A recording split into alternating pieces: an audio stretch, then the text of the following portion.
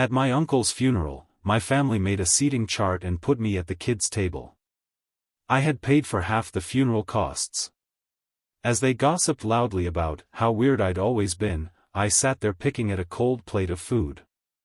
3 years later, when they needed help covering another funeral, I told them, find someone normal this time. This all started 3 years ago. My Uncle Ray died. Dropped dead in his driveway. He was 63, smoked like a chimney, never took care of himself, so it wasn't a total shock. Still, it shook up the family. Suddenly I'm getting texts from cousins I hadn't heard from in years. Not to check in. Not to say, hey, how are you holding up? Just straight to the point, hey, we're trying to plan something really nice for Uncle Ray. Any chance you could help out with costs? That's what my cousin Trina wrote. Trina, the family organizer. The one who always acted like she was above everyone else, even though she still lived in her mom's basement at 33. I should have ignored it. I hadn't been close to Ray. Honestly, he'd barely spoken to me since my mom died 11 years earlier. But part of me felt guilty. Maybe because no one else was stepping up. I asked her how much they needed. She told me the funeral was gonna cost about $12,000. They had about half, and needed the other $6,000 to cover everything. Without even thinking too much, I wired the money. I didn't ask for credit. I didn't ask to be included in anything. I just sent it. I figured I'd fly out to Knoxville, Tennessee, where Ray had lived. Get through the service. Say goodbye. Go home. That was the plan. But when I walked into that church, I realized real quick I didn't belong. I showed up early, dressed plain. Black slacks, black shirt, neat and respectful. It was a small church. The kind with wooden pews and fake flowers in plastic vases. I expected someone to greet me. Maybe Trina. Maybe one of the cousins. Instead, I got cold looks. Some surprised. Some judgmental. Like I was the one who died and came back to haunt them. I found Trina near the altar. She gave me a stiff little hug and handed me a folded paper. This is just to help with seating, she said. I looked at it. They'd made a whole seating chart. For a funeral. My name? Not with the other adults. Not with the cousins my age. No. I was listed at Table 6. Table 6 was the kids' table. I'm talking 10-year-olds, 7-year-olds, and a baby in a high chair. I thought it was a mistake. I asked Trina, why am I over here? She gave me that fake smile she always had. We just figured it'd be simpler.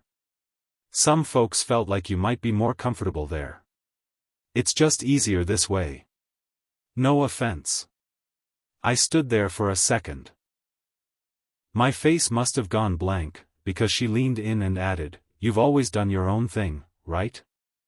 I mean, you're a little different. It's not bad. It's just, you know. I knew exactly what she meant. I've always been different to them. Because I didn't go to church every Sunday. Because I didn't marry young. Because I didn't have kids. Because I moved away, worked in tech, and didn't come to every damn birthday or barbecue. I didn't say a word. I just walked to Table 6. Sat next to a 10-year-old playing Minecraft on an iPad and a 6-year-old poking his green beans with a plastic fork. The food was cold. Dry chicken, mashed potatoes, some kind of salad with raisins in it. I picked at it, listening to them talk about me from 3 tables over. She's always been odd. Never fit in. Didn't she go through a phase where she wanted to be a mortician? She wore combat boots to prom. Alone. Laughter. Like I wasn't even there. No one thanked me. Not once. Not for the money. Not for coming. Not for anything. I flew back home to Denver and didn't hear from any of them again. Until this past fall. I get a message from Trina again. "Hey, how are you? So, Grandma passed. We're planning something really nice. Any chance you can help? No, sorry for your loss. No, hope you're doing okay. Just another hand out." Then more texts came in. From cousins, from aunts. All asking for money. Apparently, they wanted to do a big service. But they didn't have enough. Again. I stared at my phone, feeling the same cold knot in my stomach. They wanted help. After putting me at the kids' table? After gossiping about me? After pretending like I didn't matter? I waited 2 days. Let them think I was considering it. Then I wrote Trina back, "Find someone normal this time." She replied in less than 5 minutes. Wow. Just wow. After everything we've been through? You really gonna be that petty? I didn't answer. I heard through the grapevine that they had to cut the whole funeral down. Cheapest casket. No flowers. No music. A short, awkward graveside thing. And for once, nobody asked me where I was sitting. I figured that was the end of it. I thought maybe, finally, they'd leave me alone. But I was wrong. A month after Grandma's funeral, I got a letter. A real one, in the mail, with my name written in shaky cursive on the envelope. It was from my Aunt Marlene, Grandma's oldest daughter. We'd never gotten along. She always acted like she was the family queen. She was the one who called me cold at my mom's funeral because I didn't cry loud enough. The letter was 2 pages long. Handwritten. Full of guilt. She wrote about how hard it had been without Grandma. About how the family was falling apart and how everyone was blaming each other for how the funeral turned out. And then, buried in the middle, one line that changed everything. "Some folks are saying if you had helped, maybe things would have been different." That was it. That one sentence. That's when I realized they weren't just mad, they were trying to pin it all on me. Like I owed them something. Like it was my fault they couldn't get their act together. A week later, I got another message. This time from Trina's little brother, Trevor. The one who used to steal from gas stations and once tried to sell his mom's wedding ring. He sent me a voice note. "Hey. Just so you know, people are talking. Saying you turned your back on your own blood. That you coulda stepped up but you didn't. Not cool. Just saying, . That was the moment I stopped feeling bad. That was when something inside me clicked. They wanted drama? Fine. Let's give them a show. I didn't say anything right away. I waited. Then I started collecting things. Screenshots. Messages. Bank statements. The receipt for the $6,000 I wired for Ray's funeral. Every petty text they'd sent. Every post someone had made on Facebook about family being everything right after they left me at the kids' table. I built a folder. Named it Receipts. Then I went online. I made a post in a small but very public Knoxville community group. Nothing crazy. Just the facts, that I'd paid half for my uncle's funeral. That I was seated with children and ignored. That I was never thanked. That when my grandmother died, they begged for more money. That when I said no, they blamed me for how it turned out. I ended it with this line: "If anyone's wondering why the family couldn't afford to bury a 91-year-old woman with dignity, ask the people who planned it, not the one who got treated like a ghost while footing the bill." The post got shared over 300 times in a week. Mostly by people in town. A few old classmates. A neighbor of my uncle's even commented, "They did what? After she paid?" I didn't tag anyone. I didn't have to. They saw it. Trina called me. I didn't answer. Trevor tried to DM me on Instagram. I blocked him. Aunt Marlene sent me another letter. This time, it was only one sentence long: "You've embarrassed this family for the last time." I smiled when I read that. Because for the first time in my life, they weren't ignoring me. They were watching. And they were afraid of what I'd say next. About 2 weeks after that post blew up, I got a message from someone I didn't recognize. A woman named Dana. Her profile picture showed a tired face and a cheap haircut. I almost ignored it, but something told me to open it. "Hi, you don't know me," it said. "I'm Ray's ex. I saw your post. Can we talk?" Ray's ex? That caught me off guard. I didn't know much about Ray's past relationships, only that he never remarried after his second divorce. Curiosity got the better of me, so I replied. We set up a call. She sounded older than me, mid-50s, maybe. Her voice was slow and scratchy, like she smoked too much. "I'm not calling to start drama," she said right away. "But I saw your name in the comments, and I remembered something you might want to know." I sat there, silent. She sighed. "Back when Ray and I were still together, he told me something. He said his sister, your mom, left him a savings account. Said it was for emergencies. Said she gave it to him right before she died. But he never used it. Said it was for the family someday. He told me not to tell anyone." My chest tightened. "A savings account?" "Yeah. Said it had something like 10 grand in it. I figured you'd know, since you're her kid." I didn't know. Not a clue. After I got off the call, I started digging. I called the bank my mom used to use. They still had her old account info. After a lot of questions and ID checks, they confirmed it. A joint account was opened in her name and Ray's, a few months before she died.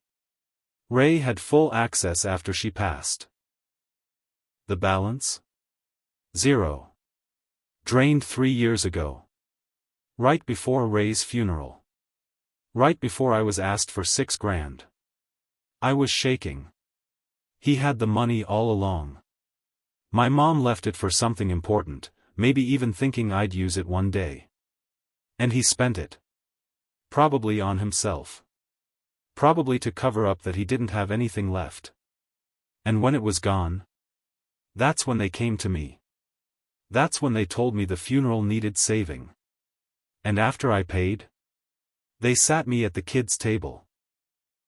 I went back into that Facebook group. I made another post. This time, I included the bank statements. The account info. I kept names out of it, but I didn't have to say much. The story told itself. You ever wonder what happened to the money my mom saved for emergencies? Turns out, it was spent before anyone even asked for help. Then they came for mine. Just wanted y'all to know. That one blew up faster than the first. Someone posted it on Reddit. Another person sent it to a local news group. I didn't ask for that, but I didn't stop it either. By the end of the week, the family name was everywhere. And not in a good way. But then something unexpected happened. I got a text from Trina's husband. I hadn't even remembered his name. "Hey. This is Kevin. We haven't talked, but I wanted to say I didn't know about the money your mom left. That's messed up. Also, you might want to know, Trina's trying to get a lawyer." That stopped me. A lawyer? For what? He replied fast. Says you're slandering the family.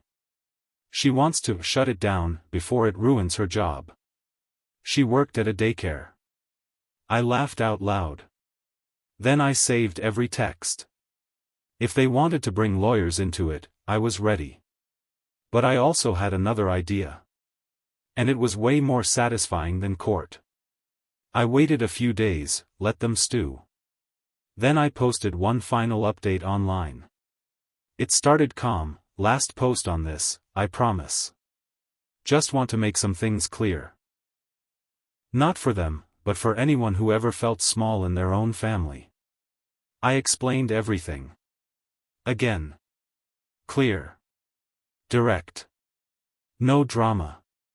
No name-calling. Just truth. That I paid half of a funeral no one thanked me for. That I was humiliated at the service I helped fund. That my mother left behind a savings account they never told me about. That Uncle Ray drained it behind my back. That I was used, ignored, and then blamed. And now? They were threatening me with lawyers. I ended with this. Maybe I am different. I don't lie. I don't steal. I don't ask people for money while talking trash behind their backs. If that makes me weird, I'll take it. And then, I did something none of them expected. I linked to a donation page. Not for them. For a local youth shelter in Knoxville. One my mom used to volunteer at before she died. I donated $6,000 in her name. The same amount I'd given them. I wrote, "This time, I'm giving to people who say thank you." The fallout was fast and ugly. Trina's daycare job? Gone. Someone from the school board found the post. Said it reflected poorly on her judgment. Parents started pulling their kids. Trevor? Got roasted online. Turns out, he'd been bragging on Facebook about how some sucker paid for Ray's funeral. Screenshots came out. He deactivated. Aunt Marlene tried to deny everything. Claimed I forged the bank statements. But people weren't buying it anymore. Then I got a call from the funeral home. A woman named Dana, a different one, said she'd seen everything and just wanted me to know something. Your uncle didn't even pay us all at once. He made payments. The final one came just days before the service. All cash. So he had the money. From my mom. Used mine instead. Spent hers on God knows what. But it wasn't all clean for me either. Some people, mostly family friends, started messaging me. Wasn't it petty to air it all out like that? Should have handled it privately. You could have just walked away. Maybe they were right. Maybe I went too far. But then again, maybe I didn't go far enough. Because when someone takes from you, lies to you, treats you like trash, and expects you to stay quiet, sometimes silence is the worst mistake you can make. And I made that mistake for years. At my mom's funeral, I kept my mouth shut. At Ray's funeral, I ate my cold chicken and listened to them laugh. But not anymore. This time, I spoke up. And this time, they heard me loud and clear. They'll plan more funerals, I'm sure. People die. But I won't be at another one. Not unless they put my name on the stone. And even then, they better keep the kids' table warm. Because that's the only seat they'll have left.